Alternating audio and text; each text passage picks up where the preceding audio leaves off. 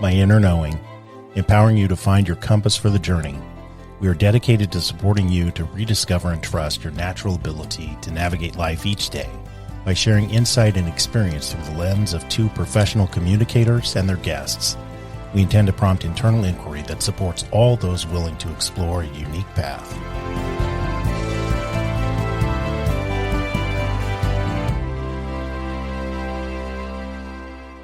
Well, hello, we're back again. Hello. How are you today? I am okay today. Well, that's better than fine, I think. Yeah, I've got a topic I wanted to talk with you about after I saw some article this morning in the New York Times. Okay. So, we're putting ourselves out there with this podcast, and I just, want to make sure that people don't get the perception that we are pretending to be perfect or have a perfect relationship, etc. Because we have a very good relationship and I love you so much, I love you too. We have fights. Yes. We have ugly moments. We're human. And so in engaging in these conversations, that is not always, we're not going to reveal or share in depth certain things that we've gone through in our lives or that we have experienced together in relationship, particulars of fights, those sorts of things, while at the same time remaining vulnerable and authentic in what we're doing, because that's, to me, why would we bother, right, to do this podcast otherwise? Yeah.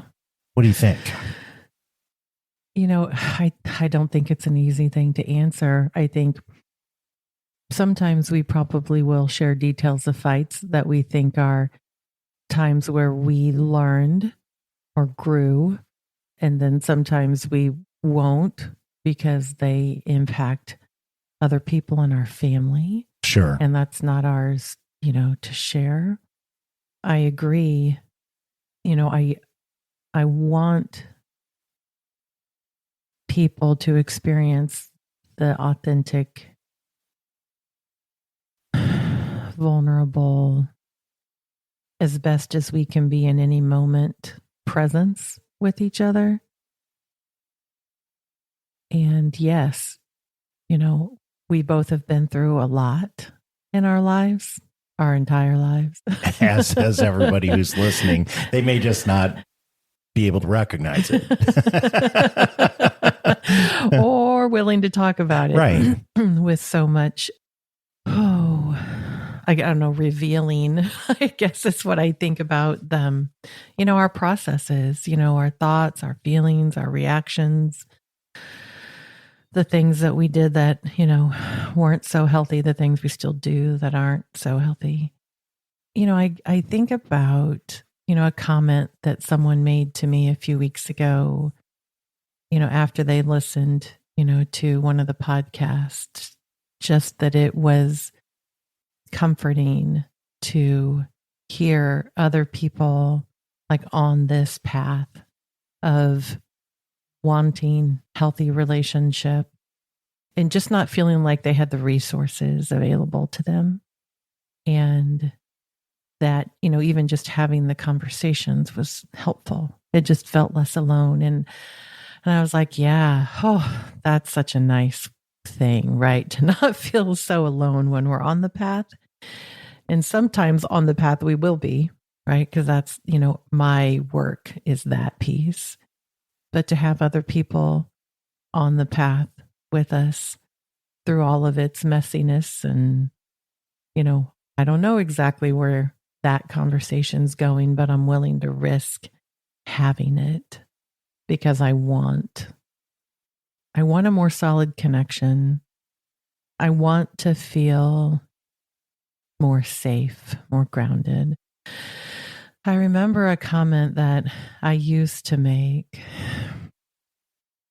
and it's been a while since I've made it, but it just came to me. I used to say, wouldn't it be really nice if neither one of us were ever afraid that the other one would stop loving us or being abandoned. Like, wouldn't it be nice if we didn't ever have to think about that again? Because it didn't even seem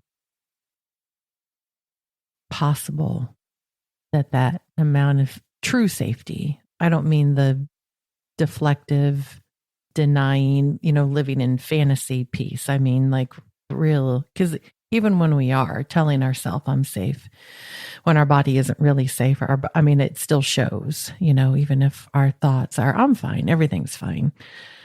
But to have that opportunity to risk being in relationship in a way that we genuinely can start feeling more safe. Sure. So how do you think you've changed? I mean, if that's what you used to say, wouldn't it be nice if, has that changed? Is it still your hope? I mean, because the truth is relationships can end. Yes. Yeah. But it doesn't mean that, until whatever precipitates that, and lots of different things can, right? Yeah. That we can't get ourselves into a space where we feel safety. What do you think? Right. Well, I think that's a complicated. I think that's really complicated. That will take 10,462 more episodes. Discussions. Or maybe 10,000 lifetimes. Right. Maybe 10,000 lifetimes. Oh, see. So when you say that, I think, are we talking about attachment now? Well, I mean, and non-attachment, right? Attachment comes up immediately for me just because of how I grew up, right? Right. And you even say, I can see your left eye looks at me a lot different than your right. Yes. And based on a recent exchange between the two of us, it comes out every once in a while. Something, will trigger that abandonment that I had, over my lifetime from my childhood going forward. And I mean, just the other day, you became the unfortunate beneficiary of that coming out. So I'm sure that my left eye was looking right at you. Yes. So yes, it brings out attachment issues for sure. Right. But I got you off track. Yeah, no, that's okay. That's okay. It's a really complex issue. I mean, it really is. I mean, this is nothing about this is linear. Nothing. I'll come back to the attachment piece, but I want to say that I think can relationships in our life be for a season? Yes. Can they not end horribly? Yes. Does it happen often? No, I don't think so. Agreed. Rarely. And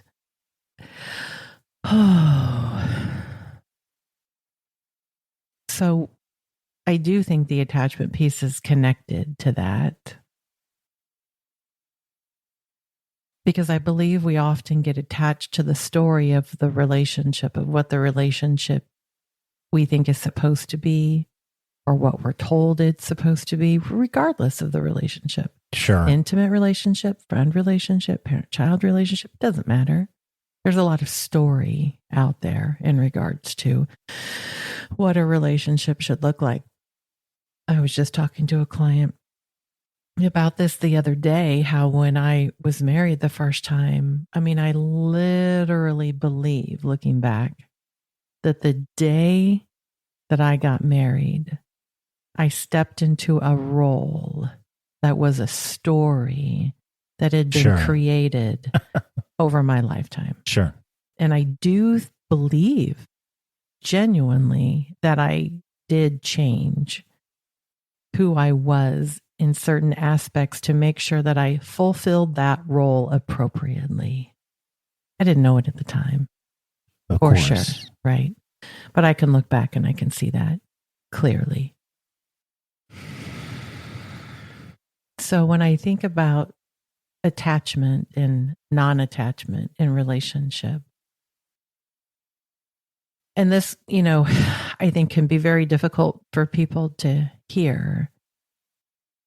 But one of the things that I feel like that I have grown into is some level of non-attachment in relationship. And that doesn't mean no attachment. It's just when the relationship shifts, then not pursuing it in a way that is asking someone to be in relationship with me that has decided to no longer be in relationship with me. So again, whatever that might be, it doesn't mean that there isn't sadness or grieving or regret or anything like that. It just means that I've accepted that this person has chosen to no longer be in relationship with me. And I can still appreciate the benefit that I received. I can appreciate the times that we had together. I can appreciate the learning that happened. Again, doesn't take away the emotion of it or the grieving or the loss. It's just that I'm not grasping for something. And I've learned that too, in this therapy room of, working with people who are grasping to stay in relationship with someone who has clearly indicated that they no longer want relationship. Yeah. And, and I see that in, high conflict divorces. There is a lot often grasping, that's still happening on both sides. And it just, it's so painful. And go ahead. No, what I'm thinking is that the grasping piece is, to me, one of the worst emotions to feel is jealousy. Mm. And the grasping piece is really close to that. Mm. They're probably tied together in certain ways, but it's ugly. Okay. Tell me more. And self-harming. Yeah. No, I think working to get to a space where, I guess what's really coming, I don't have the answers, obviously, but I think I've grown a lot last multiple years. And it doesn't mean that those sorts of things can't come up, but it's far between and at least more regulated after some period of time, right? Mm-hmm. And I'm not talking about months, I'm talking about hours typically, or a day, overnight is usually best for me, like talked about in our last podcast. Uh-huh. I think ultimately it's about learning how to love ourselves is what I really think. Oh, yeah, babe. I I absolutely agree.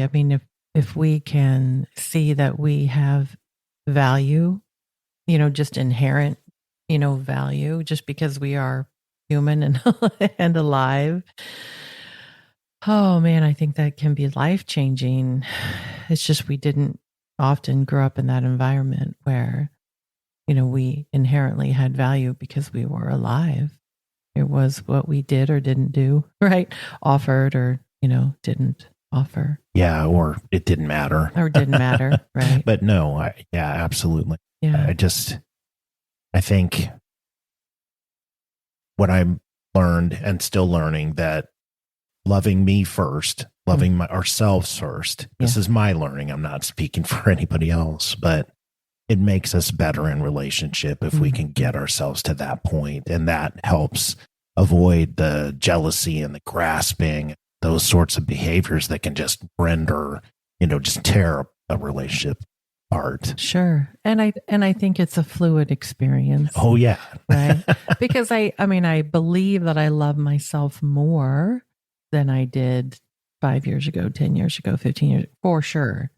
And I know I'm still working on it. Like it is a process. And what I feel like upon reflection is that as I have, learned more about myself and why I do what I do, and have learned and done many things to help my body have a different, experience.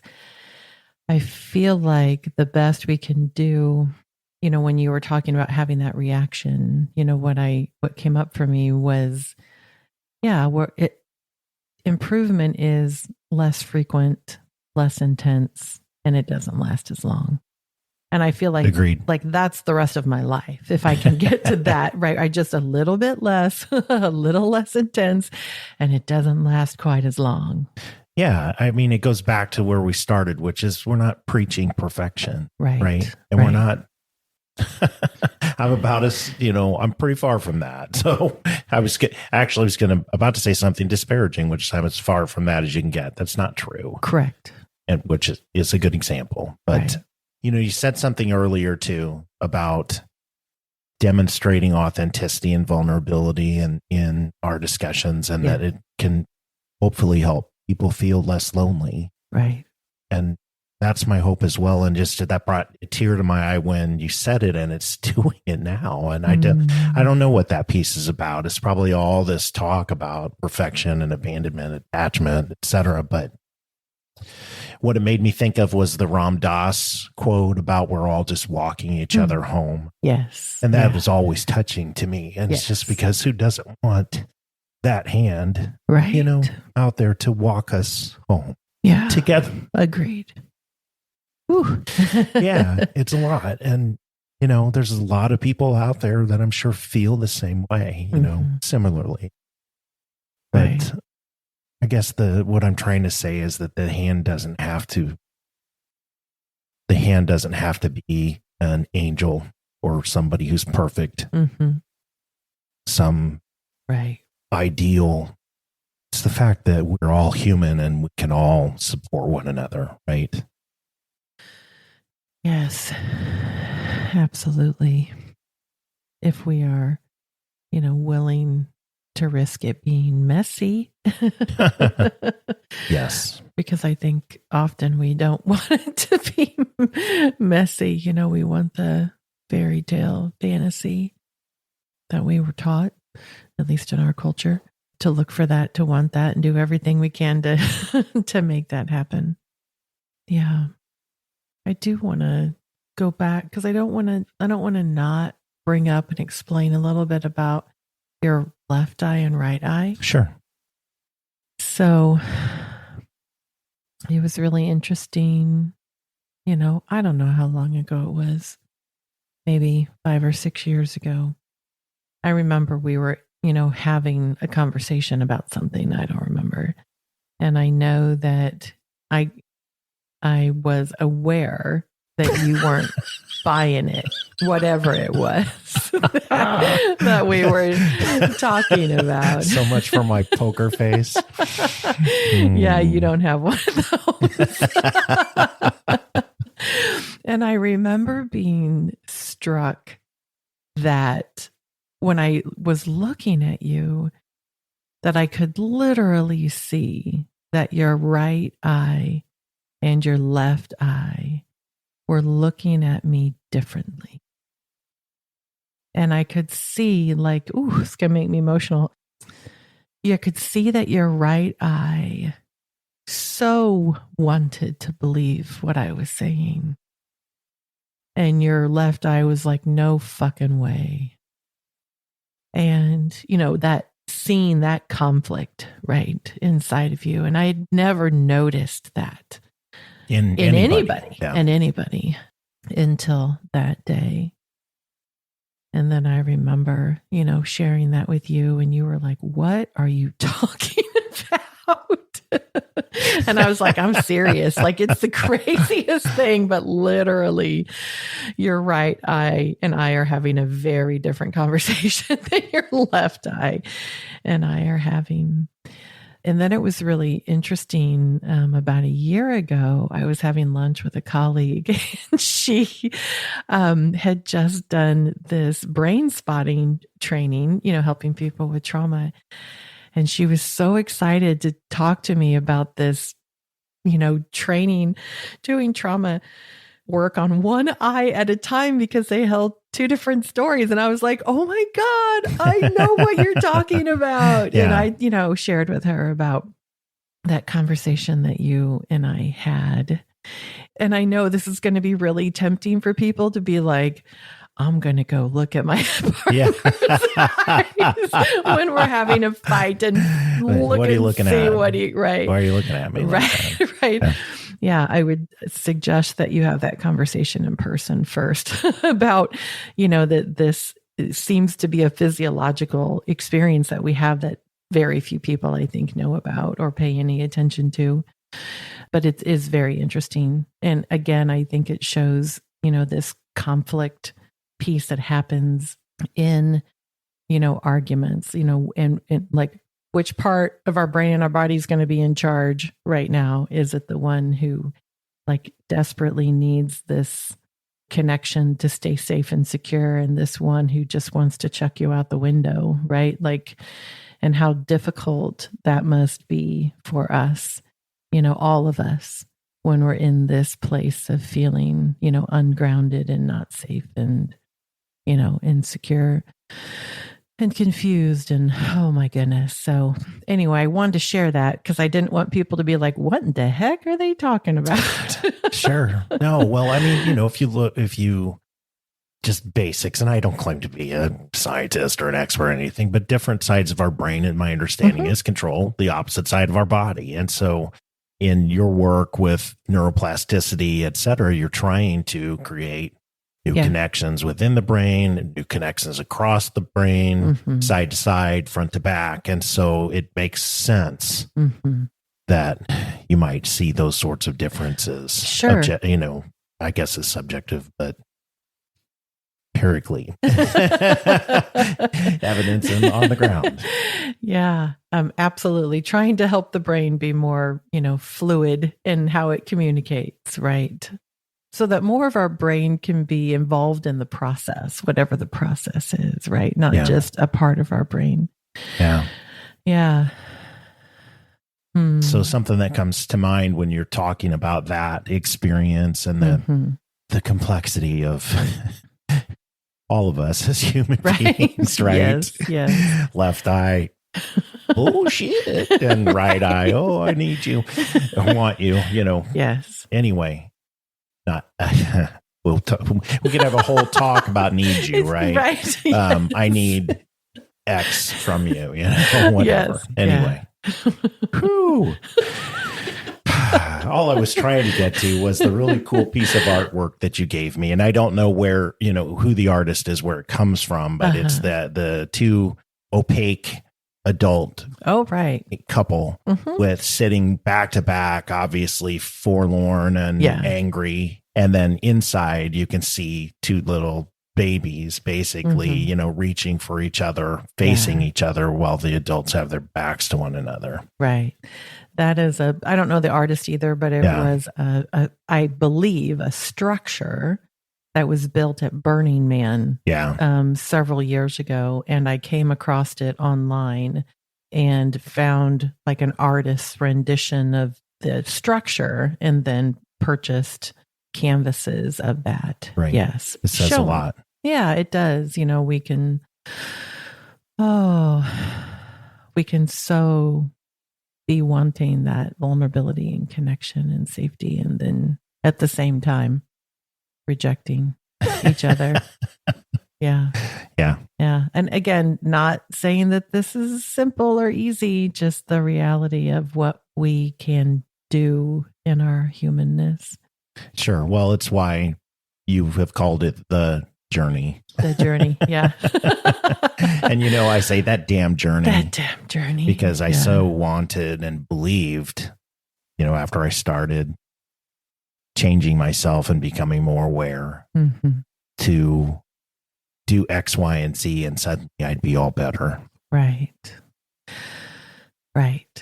Everything would be perfect. Relationships, all be great. Yeah. I'd never be upset. All those things. And I know better now. Yeah. And I probably shouldn't call it the damn journey. I think it's funny.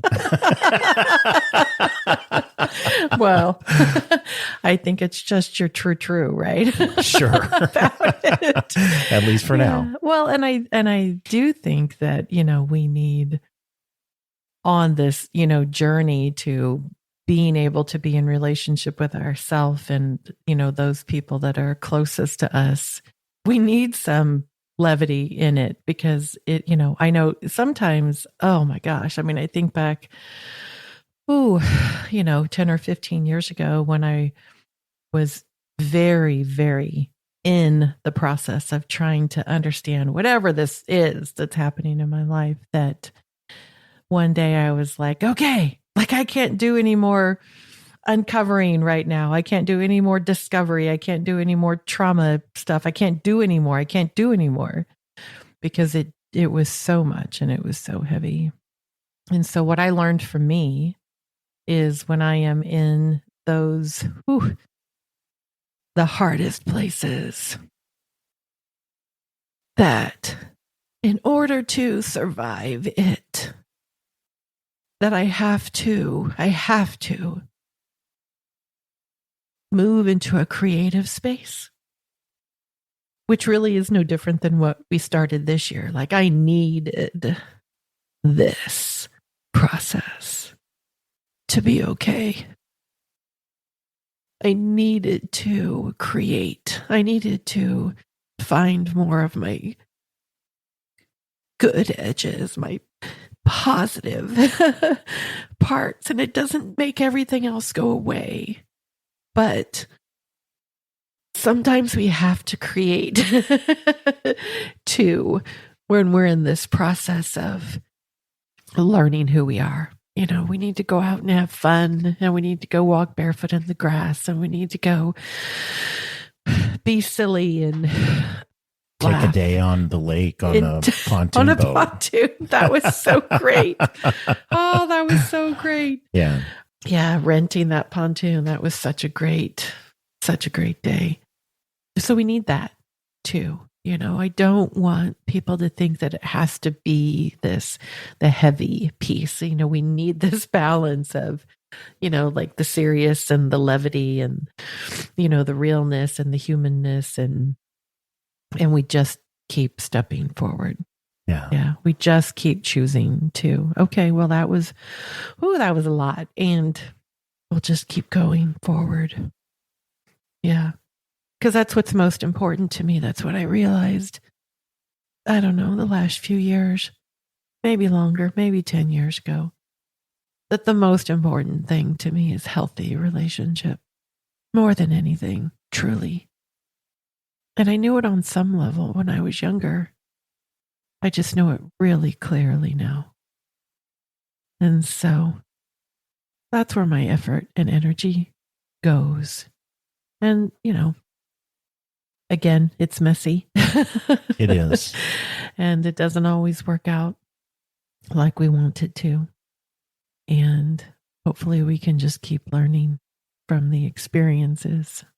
So we are real and we are human and we are messy and we both have plenty of stories, things you'll hear over the years and, things that have helped us both work on, shame and fear and it's just part of the journey. We don't always make good choices. For sure. But we keep trying, learning, risking. I remember, it's going to make me cry again. Must be one of those days where there's a lot of emotion at the surface. Sure. But I remember, and we may have spoken about this. I don't remember if we did or not, but I think so. I remember the first time that we were fighting and that we got into the same bed that night. And I remember having this experience in my body of, I'm not going to touch him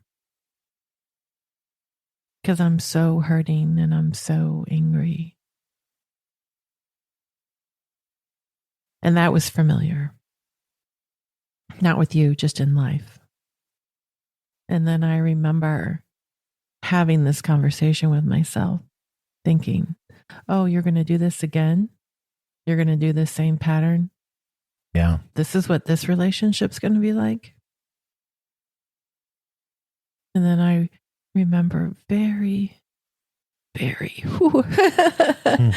like slowly reaching over and touching.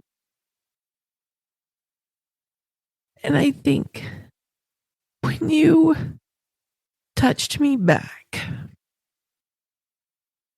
that there was something in that experience that like reinforced in me, like, I am going to fucking figure this relationship shit out.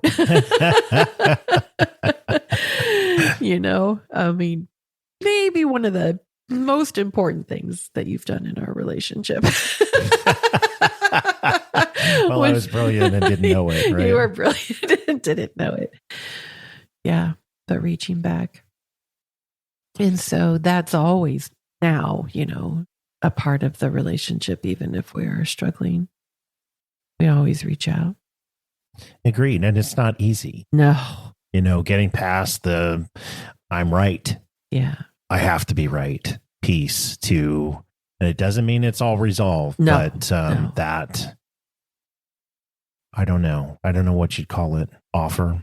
Yeah. Yeah.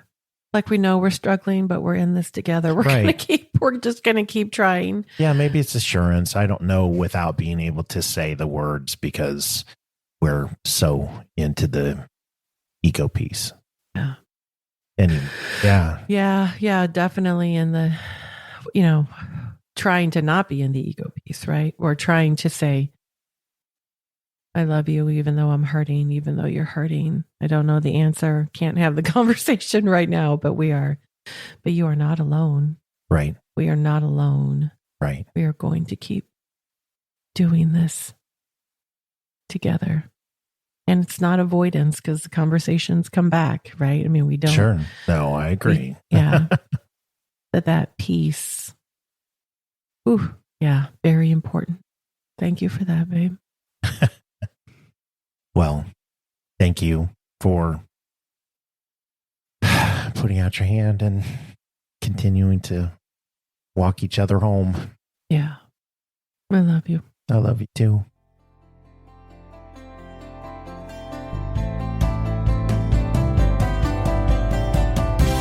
Thank you for joining us today.